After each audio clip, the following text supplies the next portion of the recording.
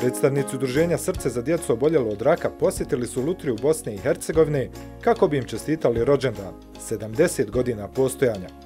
Bio je to susret dva istinska prijatelja koja su u ovo teško vrijeme pandemije našli način da podijele radost velikog jubileja koji slavi lutrija Bosne i Hercegovine. Na početku da zaželim sretan 70. rođendan lutriji Bosne i Hercegovine. I danas smo na jedan simboličan način htjeli da evo, tortom i balonima nekako prenesemo poruku naše dječice, koliko nam znači ova podrška, koliko nam znači saradnja.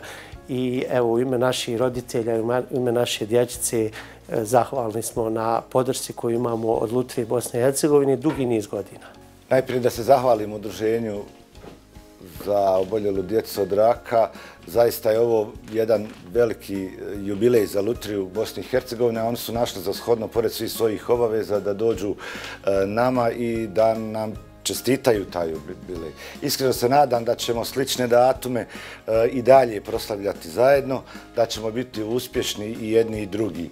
Ono što radi udruženje za nas je jako mnogo i cijenimo napore tima cijelog koji godinama već čini dodatne napore kako bi se djeci obezbijedio što ugodniji ambijent i kako bi mogli na najbolji mogući način da se izbore sa svojim oboljenjima. U opuštenoj atmosferi, kakva i priliči rođendanskim proslavama, analizirana je dosadašnja saradnja koja je ocijenjena kao jako uspješna, te su dogovoreni novi projekti u narednom periodu, koji se prije svega odnose na izgradnju roditeljske kuće u Tuzli. Ono što bih želio posebno da istaknem jeste da je lutrija Bosne i Hercegovine bila tu uz udruženje i da ćemo, ako Bog da, uz udruženje ostati još dugi niz godina.